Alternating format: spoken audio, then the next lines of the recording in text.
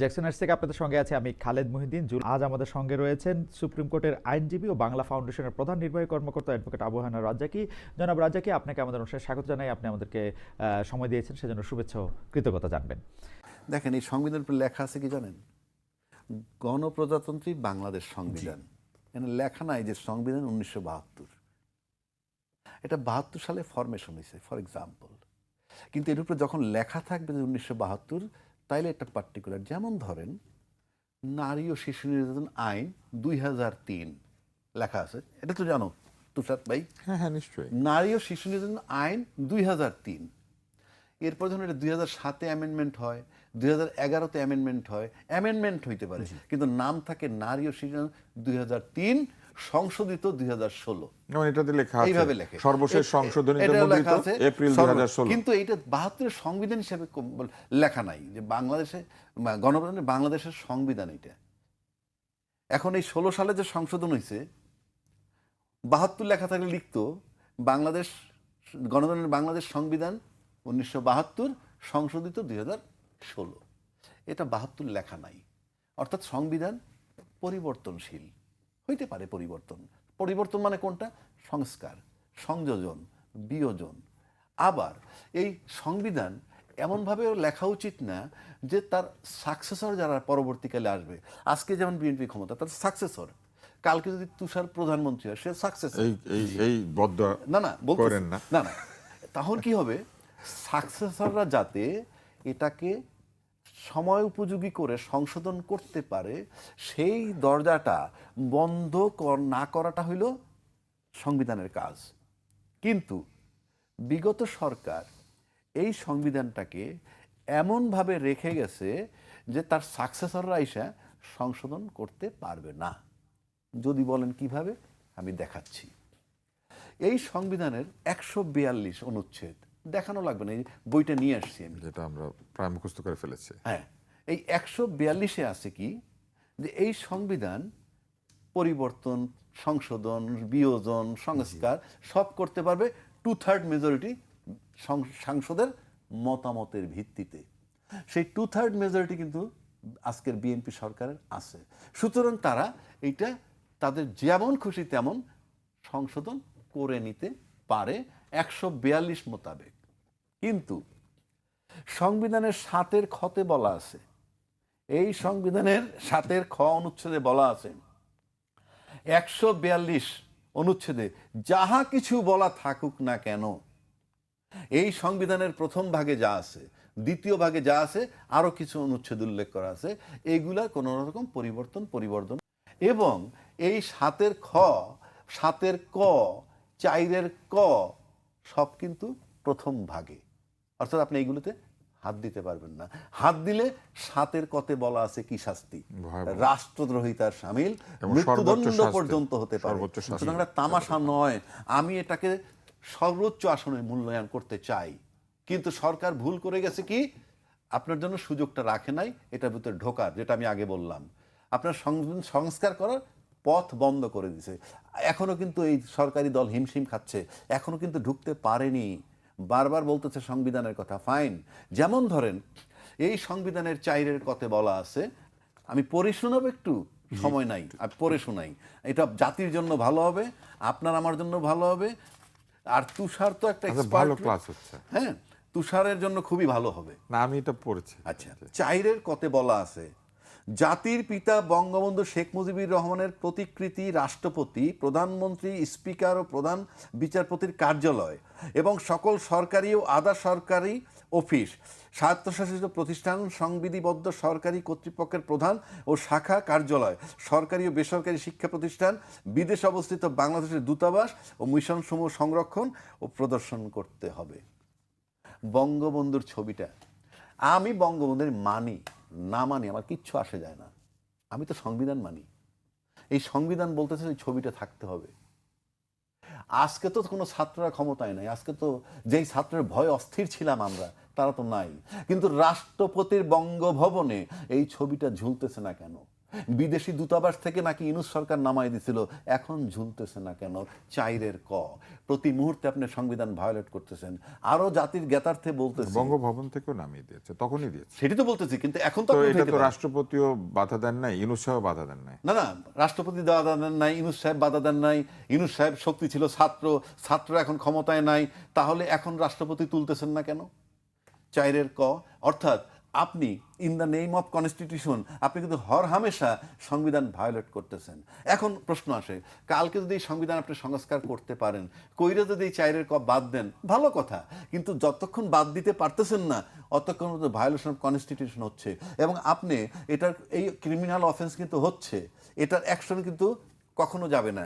এই আইনটি, এই সংবিধানটা পুরো যদি বাতিলও হয়ে যায়, নতুন সংবিধান আসে, তাতেও এই সংবিধান যতক্ষণ ছিল ততক্ষণ যে আপনি মানেন নাই সেটার বিচার হবে। Number one. নাম্বার টুতে আসেন, আপনি রাষ্ট্রপতিকে নাকি যা সাজায় দেয় তাই বলবে। কেন? রাষ্ট্রপতির কি সেন্স নাই?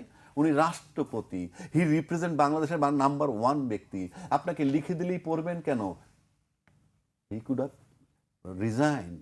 না, আমার আদর্শ বঙ্গবন্ধু, উনি বলছেন এই সংবিধান রক্ষার জন্য আমি জীবন দিতে পারি। কোথায় জীবন দিচ্ছেন? উনি পবিত্র পার্লামেন্টে গিয়া উনি মিথ্যাচার করেছেন। হ্যাঁ বলবেন সরকার লিখে দিছে, আমি পড়বো কেন? আমার দরকারটা কি? এইখানে সংবিধানে উনি গিয়ে পার্লামেন্টে বলছেন জাতি মুক্তিযুদ্ধের ঘোষক জিয়াউর রহমান, আমি মানি জিয়াউর রহমানকে। ফর এক্সাম্পল, আমি শেখ মুজিবকে ঘোষক মানলাম না, স্বাধীনতার ঘোষক আমি মানলাম না, আমি জিয়াউর রহমানকে মানবো। কিন্তু আপনার জায়গাটা তো বদল করে নেবেন। এই কাগজে লেখা আছে একটা, পড়বেন আর একটা, এটা কি হবে? আপনি কাগজে লেখা একটা, পড়তেছেন আর একটা। এখানে আমি পড়ে শোনাই। সংবিধানের ৬ষ্ঠ তফসিল ১৫০(২) অনুচ্ছেদ মোতাবেক, এটা জাতির জানা দরকার আমি মনে করি, 19৭১ সালের 25শে মার্চ মধ্যরাত থেকে অর্থাৎ 26 মার্চ প্রথম প্রহরে জাতির পিতা বঙ্গবন্ধু শেখ মুজিবুর রহমান কর্তৃক প্রদত্ত স্বাধীনতার ঘোষণা। এবং এই যে ঘোষণাপত্র, এখানে তার ঘোষণাটা পরিষ্কার বলা আছে যে বঙ্গবন্ধু শেখ মুজিবুর রহমান স্বাধীনতার ঘোষক। আপনি যদি বলতে চান এটা মিথ্যা, ভালো কথা, যতক্ষণ মধ্যে চেঞ্জ না হয়, যতক্ষণ মধ্যে এই ডকুমেন্টে লেখা থাকবে, ততক্ষণ মধ্যে আপনাকে মানতে হবে আপনি অফেন্স করতেছেন ফুল টাইম। সুতরাং আমরা যে সংবিধানের কথা বলতেছি, এখন আসেন এই সংবিধানের 123-এ বলা আছে, এই সংবিধানের 123 অনুচ্ছেদে যে সংসদ ভেঙে যাওয়ার পর 90 দিনের মধ্যে নির্বাচন দেবেন। এই সংবিধানে 123 অনুচ্ছেদে 586 দিন পর যখন নির্বাচন করা হইল, কোন সংবিধানে? বলতে হবে তোমাকে। রাষ্ট্রপতি যখন ভাষণ দিলেন সংসদে, একবারও কি বলছেন 90 দিনের মধ্যে নির্বাচন হওয়ার কথা ছিল, কিন্তু আমরা 18 মাস পরে বা 17 মাস পরে করেছি এই কারণে? বলছেন? বলেননি। আপনি কে সংবিধান চেঞ্জ করার? যতক্ষণ পর্যন্ত সংস্কার না হয় আপনি পারবেন না। তার মানে সংবিধানে যারা সংসদে যারা ঢুকেছেন, তারা কোন বিধানে ঢুকেছেন? আমি বারবার বলছি, ইউনূস সাহেবের অলিখিত সংবিধান ছিল, সেই অলিখিত সংবিধান মোতাবেক ডেট ছিল, দিল 26শে মার্চ 2026-এর 12ই ফেব্রুয়ারি, এবং সেই দিনই নির্বাচন হয়েছে। এবং এই সংবিধান মোতাবেক এবং তারা কিন্তু ওই ইউনূস সাহেবের ইয়ের উপরে নির্বাচন করে পার্লামেন্টে আসছে, সংবিধান মানেন নাই। এখনো তাহলে কি রাষ্ট্র সংবিধানে চলছেন নাকি অলিখিত সংবিধানে চলছেন? যদি সংবিধান মোতাবেক বলি, তাহলে ইমিডিয়েটলি বঙ্গবন্ধুর ছবি ঝুলান এবং স্বাধীনতার ঘোষক বঙ্গবন্ধুকে বলতে হবে আমি এই সংবিধান মোতাবেক। আর তা নয় সংস্কার করুন। এখন আসেন সংস্কার করবেন কেমন? আপনি ঢুকতে পারবেন না। সেই সংস্কার করার জন্য রাষ্ট্রপতি একটা আদেশ জারি করলেন, কি? জুলাই সনদ আইন এবং গণভোটের আইন। এই যে আইন, রাষ্ট্রপতির আইনটা যে আদেশ, যে আইন, সেটা আমি আপনাকে বুঝাচ্ছি। রাষ্ট্রপতির আদেশ আইন। কেন আইন সেটা আমি বলতেছি। এটা পাবেন আপনি সংবিধানের 150 বলতেছি, এক মিনিট, এখনই বলছি। হ্যাঁ, এইটা পাবেন আপনি সংবিধানের 152 অনুচ্ছেদে। 152 অনুচ্ছেদের এক জায়গায় বলা আছে আইন মানে কি। আইন অর্থ কোনো আইন, অধ্যাদেশ, আদেশ। কথাটা বুঝেন? আদেশ, রাষ্ট্রপতির আদেশ, এটা আইন। এই আইন যতক্ষণ পর্যন্ত বাতিল না হবে অতক্ষণ পর্যন্ত এই আইন বলবৎ, নাম্বার ওয়ান। এবং এই আইনের আলোকে president order, Bangladesh bank order চলমান, আরপিও আদেশ চলমান, এরকম বহু প্রেসিডেন্ট অর্ডার এখনো চলমান। এবং এই রাষ্ট্রপতি যে আদেশ দিয়েছেন সেটা আইন, সংবিধান মোতাবেক। তাহলে আইন যদি হয়, সেই আইন মোতাবেক গণভোটের জন্য আইন করা হয়েছিল, জুলাই সনদ বাস্তবায়নের জন্য একটা আইন করা হয়েছিল। সেই আইনের ফসলটা কি? নির্বাচন হয়ে গেছে, গণভোট হয়ে গেছে। এখন যদি এই আইনটাকে আপনাকে বাতিলও করেন, ওই আইনের ফসল তো আমার ঘরে উঠে গেছে, এটা আপনি কি করবেন? যেমন ধরেন একটা ইন্ডাস্ট্রি অনিয়ম করে একটা ইন্ডাস্ট্রি তৈরি হয়েছে, সেই ইন্ডাস্ট্রি কি প্রডিউস করে? শ্যাম্পু, সাবান, biscuit, what ever it is. আপনি যখন এই ইন্ডাস্ট্রির প্রোডাক্টগুলো বাইরে চলে গেল, 5 কোটি টাকার প্রোডাক্ট বাইরে চলে গেছে, মার্কেটিং হবে, কিন্তু ইন্ডাস্ট্রিটা অনিয়মের কারণে বাতিল হয়ে গেল, ওই প্রোডাক্টগুলো কি হবে? ওগুলো তো খাবে মানুষে, ওই বিস্কিটগুলো তো মানুষে খাবে। তো আপনি তো এই আদেশের বদৌলতে, এই আদেশটা ছিলই শুধু গণভোট আর জুলাই সনদ হওয়ার জন্য, তো সেটা তো হয়ে গেল। এখন এটা আদালতে যারা নিছেন, নিলেই কি আর না নিলেই কি, এটা বাতিল হইলে এটা তো এমনি অকার্যকর, কারণ গণভোট তো হয়ে গেছে। জুলাই আদেশ, জুলাই আইন বাস্তবায়ন করার জন্য তো গণভোট হয়ে গেছে। সুতরাং এই সরকার যদি এই সংবিধানের করতে চায়, সংস্কার করতে চায়, এই সংবিধান মোতাবেক সে ঢুকতে পারবে না। ঢুকতে হবে তাকে ওইটাকে উইন্ডো হিসেবে মনে করে। ওই যে গণভোটের রায়, সেই রায়টা হবে উইন্ডো। সেই উইন্ডো দিয়ে সে ঢোকার পর ইচ্ছা করলে সে অনেক কিছু মানতে পারে, নাও মানতে পারে, কিন্তু ঢোকার জন্য যে জানালা, সেটা কিন্তু এই গণভোটের রায়। গল্প যতই করুক আর বাকিটা যদি করে না মেনে করুক, টোটালটা বেআইনি। সংবিধানে কেউ নির্বাচন করেন নাই, সংবিধান মোতাবেক সরকার হন নাই। আমি বলছি, চ্যালেঞ্জ ছুড়ে দিলাম, কারণ আমি বলি ইউনূস সাহেব ছিলেন অসাংবিধানিক সরকার, কোনো সন্দেহ নাই, কিন্তু সবাই গিয়ে বসাইছেন আপনারা বঙ্গভবনে গিয়ে। আপনি গেছেন, তুষার গেছেন, না, আমি যাইনি। আচ্ছা যাই, যান নাই, মানে আমরা উপমা দিচ্ছি, সবাই গেছেন, গিয়ে বসাইছেন, জনসমর্থন ছিল, রাজনৈতিক দলদের সমর্থন ছিল, সেই মোতাবেক উনি বসছেন 106 মোতাবেক। কিন্তু বসার পর এই যে আপনারা বসাই দিলেন, বসানোর পর যে সংবিধান আর ফলো করে নাই, সেই সংবিধানটা যে ফলো করে নাই, অলিখিতভাবে চলে আসছে। সুতরাং এই সংবিধানকে যদি আপনি সংস্কার করতে চান, তাহলে ওই জানালা দিয়ে ঢুকতে হবে। জানালা দিয়ে ঢোকেন, নাহলে আপনি এটার ভিতরে ঢুকতে পারবেন না। ঢুকতে পারবেন কিভাবে? বেআইনিভাবে, গায়ের জোরে। কারণ আমার দেশের পার্লামেন্টের ইতিহাস 55 বছর যাবৎ 2/3 মেজরিটি পাওয়ার পর সমস্ত আইনের ঊর্ধ্বে উঠে যায়।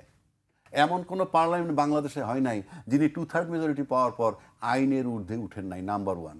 নাম্বার 2, 55 বছর যাবৎ আমি দেখে আসছি নির্বাচিত প্রতিনিধিরা সাধারণ জনগণের কাছে, এলাকার জনগণের কাছে হন আতঙ্ক। কথা বলতে পারেন না, কিছুই বলতে পারেন না। এমপি হন, মন্ত্রী হন, তারা হয়ে যান সাধারণ লোকের কাছে, তার দলের বাইরের লোকগুলোর কাছে তারা হয়ে ওঠেন আতঙ্ক। এটা তো দেশ নয়, এভাবে তো দেশ চলতে পারে না।